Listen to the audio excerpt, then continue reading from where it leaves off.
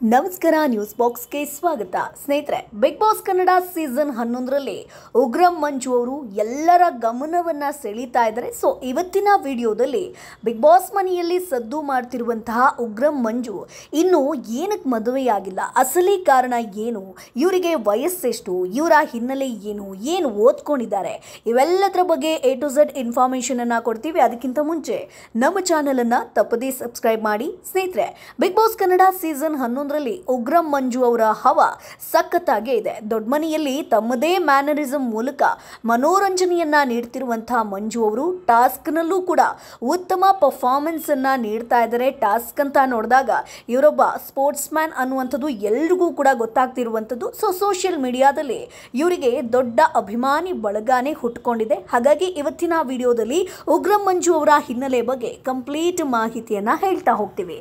ಸ್ಯಾಂಡಲ್ವುಡ್ನಲ್ಲಿ ಖಡಕ್ ವಿಲನ್ ಆಗಿ ಗುರುತಿಸಿಕೊಂಡಿರುವಂತಹ ಉಗ್ರಂ ಮಂಜು ಅವರು ಉತ್ತಮ ಕ್ರೀಡಾಪಟು ಕೂಡ ಹೌದು ಸ್ನೇಹಿತರೆ.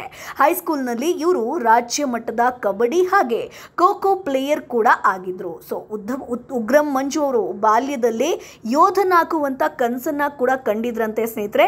ಆರ್ಮಿ ಆಫೀಸರ್ ಆಗಿ ದೇಶ ಸೇವೆ ಮಾಡಬೇಕು ಅಂತ ಅನ್ಕೊಂಡಿದ್ರು. ಇದಕ್ಕಾಗಿ NCC ಸೇರಿದಂತ ಇವರು ದೈಹಿಕ ಆಗಿರ್ಬೋದು, ಬೌದ್ಧಿಕ ಸಾಮರ್ಥ್ಯವನ್ನ ಕೂಡ ಒಳಗೊಂಡಿಸಿದ್ದಾರೆ.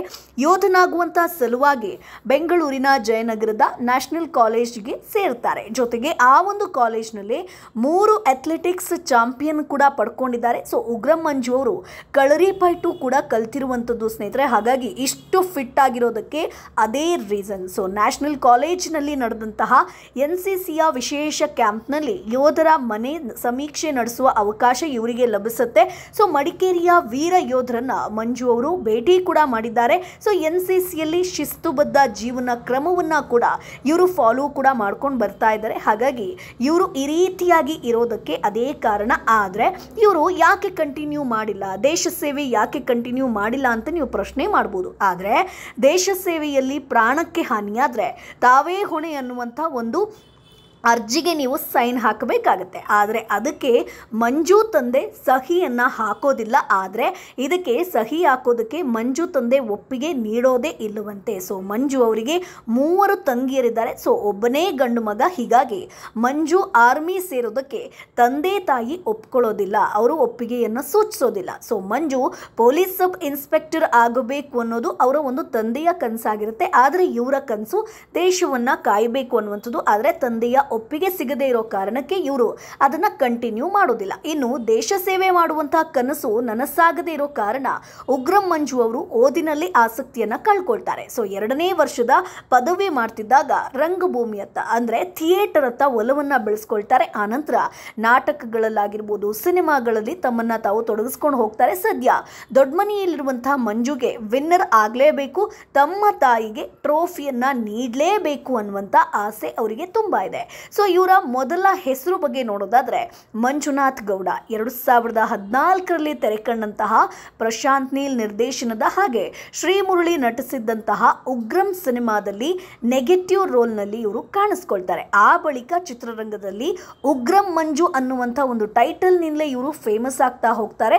ಅಂದಾಗೆ ಇವರು ಮೂಲತಃ ಕೋಲಾರದವರು, ಪ್ರಸ್ತುತ ಬೆಂಗಳೂರಿನಲ್ಲಿ ನೆಲೆಸ್ಕೊಂಡಿದ್ದಾರೆ. ಆದರೆ ಎಲ್ರಿಗೂ ಕೂಡ ಇರುವಂತಹ ಪ್ರಶ್ನೆ, ಈತನ ವಯಸ್ಸು ಎಷ್ಟು ಅನ್ನುವಂಥದ್ದು. ಸೊ ವಯಸ್ಸಿನ ಬಗ್ಗೆ ನೋಡೋದಾದ್ರೆ ಇವರಿಗೆ 35 ವರ್ಷ ವಯಸ್ಸಾಗಿದೆ ಅಂತ ಹೇಳಲಾಗ್ತಾ ಇದೆ. ಹಾಗಾಗಿ ತನ್ನ ದೊಡ್ಡ ಕನಸನ್ನ ನನಸು ಮಾಡ್ಕೊಳ್ಬೇಕು ಅಂತ ಅಷ್ಟು ಕಷ್ಟಪಡ್ತಾ ಇರ್ತಾರೆ. ಆದರೆ ತಂದೆಯ ಒಂದು ಸಹಿ ಸಿಗದೇ ಇರೋ ಕಾರಣ, ತಂದೆಯ ಒಪ್ಪಿಗೆ ಸಿಗದೇ ಇರೋ ಕಾರಣ ಇವರು ಆ ಒಂದು ವಿಚಾರದಿಂದ ಹೊರಗುಳಿಬೇಕಾದಂಥ ಒಂದು ಪರಿಸ್ಥಿತಿ ಬರುತ್ತೆ. ಹಾಗಾಗಿ ಯಾಕಂತಂದ್ರೆ ಮನೆಯವರ ಒಪ್ಪಿಗೆ ಇಲ್ಲ ಅಂತಂದ್ರೆ ಆತ ಮುಂದೆ ಹೋಗೋದಕ್ಕೆ ಸಾಧ್ಯನೇ ಇರೋದಿಲ್ಲ, ಅರ್ಜಿಗೆ ಸಹಿ ಹಾಕಲೇಬೇಕಾಗುತ್ತೆ. ಹಾಗಾಗಿ ಎಲ್ಲೂ ಕೂಡ ಆತನಿಗೆ ಒಂದು ಪರ್ಮಿಷನ್ ಸಿಗೋದಿಲ್ಲ ಮನೆಯಿಂದ. ಹಾಗಾಗಿ 35 ವರ್ಷ ಈತನಿಗೆ ತನ್ನ ಒಂದು ಕನಸನ್ನ ನನಸು ಮಾಡ್ಕೊಂಡಿಲ್ಲ. ಇನ್ನು ಮದುವೆ ಆಗದಿರೋದಕ್ಕೆ ಕಾರಣ ಏನು ಅನ್ನುವಂಥ ಪ್ರಶ್ನೆ ಕೂಡ ಬಹುಶಃ ನೀವು ಕೇಳ್ಬೋದು. ಸೊ ಉಗ್ರಂ ಮಂಜು ಅವರಿಗೆ ಇನ್ನೂ ಮದುವೆ ಆಗಲಿಲ್ಲ ಸ್ನೇಹಿತರೆ. ಈ ಬಗ್ಗೆ ಬಿಗ್ ಬಾಸ್ ವೇದಿಕೆಯಲ್ಲಿ ಸುದೀಪ್ ಕೇಳಿದ್ದು ಅವರ ತಾಯಿ ಇದಕ್ಕೆ ಉತ್ತರವನ್ನ ನೀಡಿದ್ರು. ಕಳೆದ 8 ವರ್ಷಗಳಿಂದ ನಾವು ಅವನಿಗೆ ಮದುವೆ ಆಗುವಂತ ಹೇಳ್ತಾನೆ ಇದ್ದೀವಿ. ಸೊ ಅವನಿಗೆ 3 ತಂಗಿಯರಿದ್ದಾರೆ. ಅವರ ಮದುವೆ ಆದಮೇಲೆ ನಾನು ಆಗ್ತೀನಿ ಅನ್ನುವಂಥ ವಿಚಾರವನ್ನ ಹೇಳ್ಕೊಂಡಿದ್ದಾರೆ. ಅಂದರೆ 3 ತಂಗಿಯರ ಜವಾಬ್ದಾರಿ ನಂದು. ಸೊ ಅವರೆಲ್ಲರೂ ಕೂಡ ಒಂದು ಜೀವನದಲ್ಲಿ ಸಕ್ಸಸ್ ಆದಮೇಲೆ, ಮದುವೆ ಆದಮೇಲೆ, ಅವರೊಂದು ಹಾದಿಗೆ ಬಂದಮೇಲೆ ನಾನು ಮದುವೆ ಆಗ್ತೀನಿ ಅನ್ನುವಂಥ ವಿಚಾರವನ್ನು ಹೇಳಿದ್ದಾರೆ. ಅಷ್ಟೇ ಅಲ್ಲ, ಉಗ್ರಂ ಮಂಜು ಹೆಚ್ಚು ಮದ್ಯಪಾನವನ್ನು ಕೂಡ ಮಾಡ್ತಾರೆ. ಸೊ ಸಂಜೆ ಆದರೆ ಸಾಕು ಕಂಪ್ಲೀಟಾಗಿ ಡ್ರಿಂಕ್ಸ್ಗೆ ಎಡಿಕ್ಟ್ ಆಗಿದ್ದಾರೆ. ಈ ಬಗ್ಗೆ ಸುದೀಪ್ ಅವರೇ ವೇದಿಕೆ ಮೇಲೆ ಹೇಳಿದ್ರು. ಮಗನಿಗೆ ಅದೊಂದು ಅಭ್ಯಾಸ ಇರೋದಕ್ಕೆ ಮಂಜು ತಂದೆ ಬೇಸರವನ್ನು ಕೂಡ ವ್ಯಕ್ತಪಡಿಸಿದ್ದಾರೆ ಅನ್ನುವಂಥ ವಿಚಾರವನ್ನು ಕೂಡ ಹೇಳ್ತಾರೆ. ಸೊ ಉಗ್ರಂ ಮಂಜು ಬಹುಮುಖ ಪ್ರತಿಭೆ ಸ್ನೇಹಿತರೆ. ಟಾಸ್ಕ್ ಆಗಿರ್ಬೋದು, ಎಂಟರ್ಟೈನ್ಮೆಂಟ್ ಎಲ್ಲದರಲ್ಲೂ ಕೂಡ ಮುಂದಿದ್ದಾರೆ. ಸೊ ಶಿಶಿರ್ ಆಗಿರ್ಬೋದು, ಯಮುನಾ ನಡುವೆ ಜಗಳ ಕೂಡ ಆಗುತ್ತೆ, ಜೊತೆಗೆ ಚೈತ್ರ ಮಾನಸ ನಡುವೆ ಕೂಡ ಮುನಿಸು ಸ್ಟಾರ್ಟ್ ಆಗುತ್ತೆ. ಅಷ್ಟೇ ಅಲ್ಲ, ಉಗ್ರಂ ಮಂಜು ಅಲ್ಲೊಂದು ಕಾಮಿಡಿ ಕೂಡ ಮಾಡ್ತಾರೆ, ಜಗಳ ಅಂತ ಬಂದಾಗ ಜಗಳ ಕೂಡ ಮಾಡ್ತಾರೆ. ಸೊ ಹಾಗಾಗಿ ಬಿಗ್ ಬಾಸ್ ಅಲ್ಲಿ ವೆರೈಟಿ ಎಂಟರ್ಟೈನ್ಮೆಂಟ್ ಅಂತ ಬಂದಾಗ ಮಂಜು ಅವರು ತುಂಬ ಹೈಲೈಟ್ ಕೂಡ ಆಗ್ತಾ ಇದ್ದಾರೆ.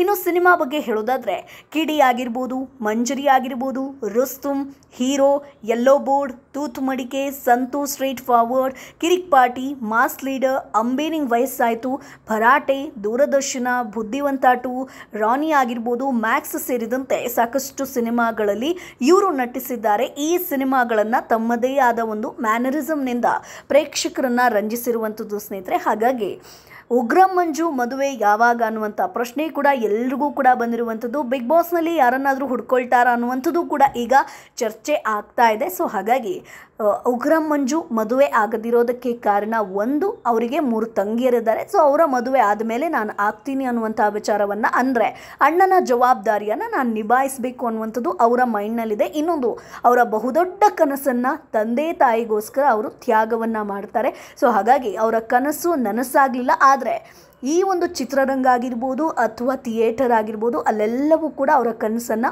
ಇನ್ನೊಂದು ರೀತಿಯಾಗಿ ನನಸು ಮಾಡ್ಕೊಂಡಿದ್ದಾರೆ, ಒಳ್ಳೆ ಹೆಸರನ್ನು ಕೂಡ ಪಡ್ಕೊಂಡಿದ್ದಾರೆ. ಸೊ ಸ್ನೇಹಿತರೆ, ಉಗ್ರಂ ಮಂಜು ಬಗ್ಗೆ ನಿಮ್ಮ ಒಂದು ಅಭಿಪ್ರಾಯ ಏನು? ಬಿಗ್ ಬಾಸ್ನಲ್ಲಿ ಯಾವ ರೀತಿಯಾಗಿ ಟಾಸ್ಕ್ಗಳನ್ನು ಆಡ್ತಾ ಇದ್ದಾರೆ, ನಿಮ್ಗೆ ಇಷ್ಟ ಆಗ್ತಾ ಇದೆಯಾ? ಅದನ್ನು ಕಮೆಂಟ್ ಬಾಕ್ಸ್ ಮೂಲಕ ತಿಳಿಸಿ. ನಮ್ಮ ಚಾನಲನ್ನು ಸಬ್ಸ್ಕ್ರೈಬ್ ಮಾಡಿ, ಸಪೋರ್ಟ್ ಮಾಡಿ.